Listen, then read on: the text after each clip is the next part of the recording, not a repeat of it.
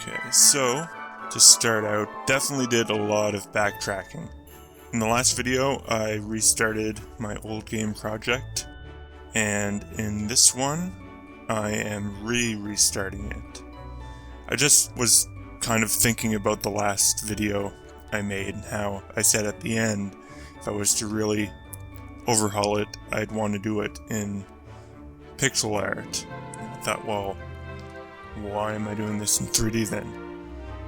And don't get me wrong, I am really proud of the 3D animations that I did, particularly of Snowy himself. I find it really cool, and I do want to do a 3D version at some point, but perhaps make that a sequel rather than the remake that I have in mind. And the second thing I'm backtracking on is that I'm going to be making this in GameMaker Studio 1.4. I just know that program better, and continuing to learn Unity, but to make an actual game that's also entertaining to watch me make just makes more sense for me to make that game in GameMaker Studio. The last thing I worked on, the 3D version, was a 3D model for a Gorbly. I went through a lot of trouble to try and figure out how to add fur to him, and that worked pretty well eventually in Blender, despite my computer having a bit of difficulty with it, and didn't import all that well into Unity, well at all actually, because Unity doesn't take, so the hair in Blender is a particle, and Unity only takes the mesh data, so none of the fur that I created imported into Unity, but that's fine. Considering I've been really thinking about doing this in 2D anyway, so I went to work redoing the animation for Snowy, and that actually went pretty well. The hat you'll see here is not the hat that I eventually ended on. I just something about it I just didn't like, so I went back and redid that.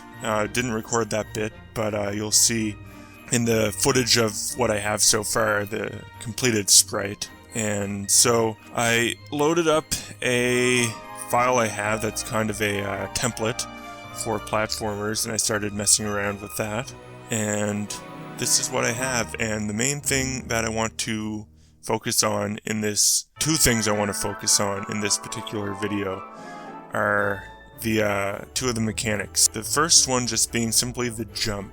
This is probably the most satisfying jump I've had for a platformer game, and I just learned an interesting trick recently, and that is to make the gravity force that's applied to the player, it's less when the player is jumping up and more when the player is jumping down. So it's a slower ascension up and a faster descension.